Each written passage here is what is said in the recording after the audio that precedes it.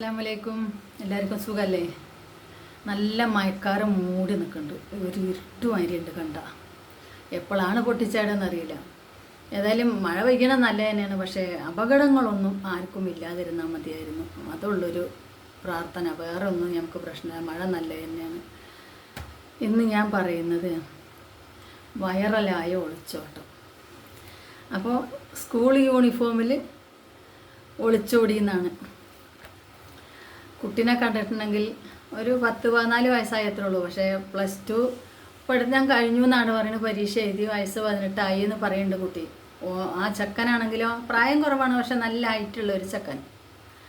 സാധാരണ ഇപ്പോഴത്തെ കാലത്ത് ഒളിച്ചോടുകയാണെങ്കിലും അല്ലാതെയാണെങ്കിലും അവനവൻ്റെ തരാതരം നോക്കും, വലിപ്പവും ഇതൊക്കെ. കാരണം എന്താ വെച്ചെങ്കിൽ ഇപ്പോൾ കഴിഞ്ഞ പ്രാവശ്യം ഒരു മാസമേ ആയിട്ടുണ്ടാവുള്ളൂ തോന്നുന്നുണ്ട്, നമ്മളൊരു വീഡിയോ കണ്ടിരുന്നു.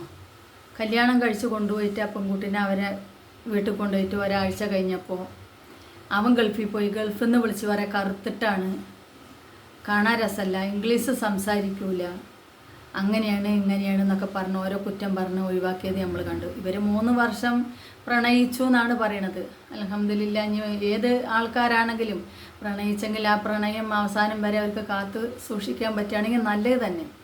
അല്ലാന്നുണ്ടെങ്കിൽ ആ കുട്ടി ആ വാശിയുടെ വൈരാഗ്യത്തിൻ്റെ പുറത്തൊക്കെ കുട്ടി ഇങ്ങനെ കുടുംബത്തിനുള്ള വാശി വൈരാഗ്യത്തിന് ഇറങ്ങി പുറപ്പെടുമ്പോൾ കുറച്ച് കഴിയുമ്പോൾ ഒരു 10 തുണക്കാരാരെങ്കിലുമൊക്കെ കൂടുമ്പോൾ ചിലപ്പോൾ ഈ ചക്കനോട് ചോദിച്ചേക്കാം, കാരണം നിന്നേക്കായി ഒരുപാട് ഹൈറ്റ് കമ്മിയല്ലേ പെണ്ണ്.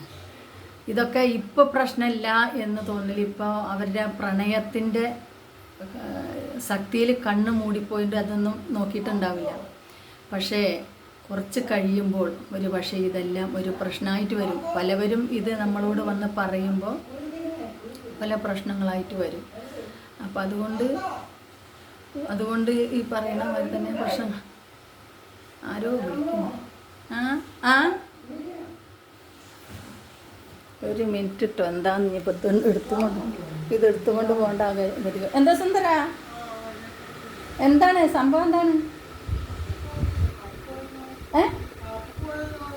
ഇല്ലല്ല, കാപ്പുക്ക് പോകണമെങ്കിൽ പൈസ തരണ്ടേ? പൈസ വന്നിട്ടില്ലല്ലോ. ആര് പറഞ്ഞു?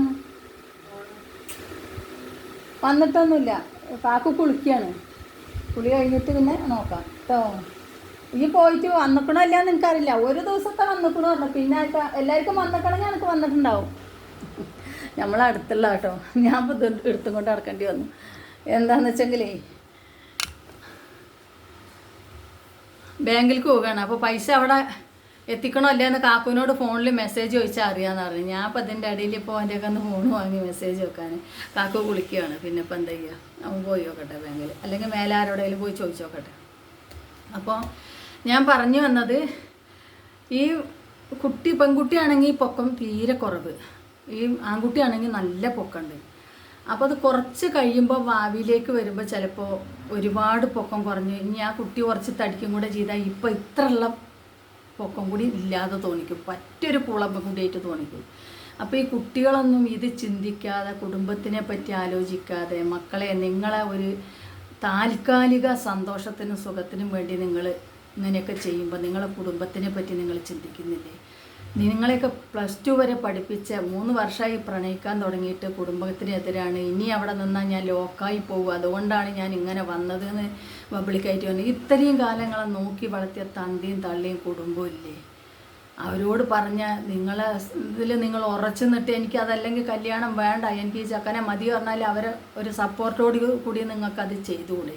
അല്ലെങ്കിൽ നിങ്ങളൊക്കെ ഈ പറയുന്ന മാതിരി പോയ ആൺകുട്ടികൾക്ക് പ്രശ്നമൊന്നുമില്ല മക്കളെ, പെണ്ണുങ്ങൾക്കാണ് പ്രശ്നം. നിങ്ങൾ ഇത്രയും കാലങ്ങൾ ഇതെല്ലാം കേട്ടിട്ടും വീണ്ടും വീണ്ടും വീണ്ടും നിങ്ങൾ ഈ അറിവില്ലായ്മ തന്നെ ചെയ്യണം. എന്താ മക്കളെ, പ്രായത്തിൻ്റെതാണെങ്കിലും ഈ ഫോണും ഇതും എല്ലാ കാര്യങ്ങളും നിങ്ങളെ കയ്യിലുണ്ടല്ലോ. നിങ്ങൾ കാണുന്നില്ലേ ഓരോരുത്തർ വന്നിട്ട് ആത്മഹത്യ ചെയ്യുന്നതും? കുടുംബവും കൂട്ടവും എല്ലാം കൂടെ ഒരുമിച്ച് നിന്ന് ചെയ്തതാണ് ഇപ്പോൾ എല്ലാം. ട്രെയിനിന് തലവെക്കണു, പുഴയെ പോയി ആത്മഹത്യ ചെയ്യണം, 2-3 മക്കളായി കഴിഞ്ഞാൽ. ഇതെല്ലാം അറിഞ്ഞിട്ട് എന്ത് മക്കളെ നിങ്ങൾ ചിന്തിക്കാതെ എങ്ങനെയൊക്കെ ചെയ്ത് കൂട്ടണത്?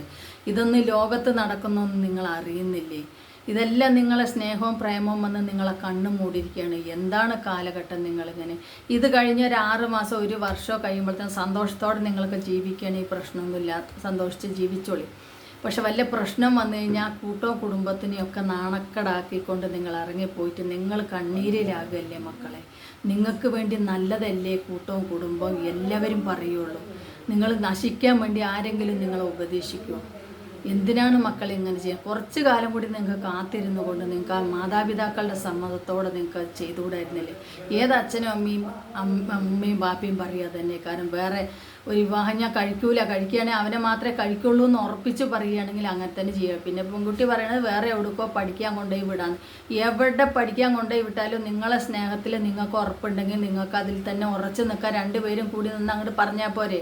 എത്ര വർഷം കഴിഞ്ഞാലും നമ്മൾ രണ്ടാളും അല്ലാതെ വേറെ ആരും വിവാഹം കഴിക്കരുതെന്ന് പറഞ്ഞ് ഉറപ്പിച്ചുകൊണ്ട് നിനക്ക് നിൻ്റെ പാട്ടിന് പോയി വല്ല പഠിച്ച് ജോലി വാങ്ങുകയോ അവൻ്റെ പാട്ടിന് ജോലി വാങ്ങുകയൊക്കെ ചെയ്യാമല്ലോ. കുറേ കാലം കഴിയുമ്പോൾ ഇതേമാതിരി കല്യാണം കഴിച്ചു കൊടുക്കണില്ല എന്നുള്ള വേറെ സമ്മതിക്കില്ല എന്നാണ് നിങ്ങളെ മാതാപിതാക്കൾ തന്നെ നിങ്ങൾക്ക് അതിൽ കല്യാണത്തിന് സമ്മതം വിളി. എന്തിനാ മക്കളെ നിങ്ങളെ ജീവിതം തൊളിച്ച് കുടുംബത്തിന് മനകടാക്കി ഇങ്ങനെ ചെയ്യുന്നത്?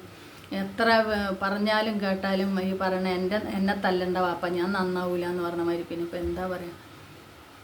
ഏതായാലും എല്ലാവർക്കും ഈമാനും മാഫിയത്തും ദീർഘായുസ്സും ഉണ്ടാകട്ടെ എന്ന് അള്ളാഹുവിനോട് ദുആ ചെയ്യുന്നു. എനിക്കും എൻ്റെ കുടുംബത്തിനും സബ്സ്ക്രൈബേഴ്സിനും വീഡിയോ കാണുന്നവർക്കും എല്ലാവർക്കും എല്ലാ അപകടങ്ങളിൽ നിന്നും നമ്മളെ രക്ഷപ്പെടുത്തട്ടെ. അള്ളാഹ് മരണസമയത്ത് ഈമാനോട് കൂടി മരിപ്പിക്കട്ടെ എന്ന് ദുആ ചെയ്തുകൊണ്ട് അസ്സലാമു അലൈക്കും. അടുത്ത വീഡിയോയിൽ കാണാം ആയസോടെ ഉണ്ടെങ്കിൽ.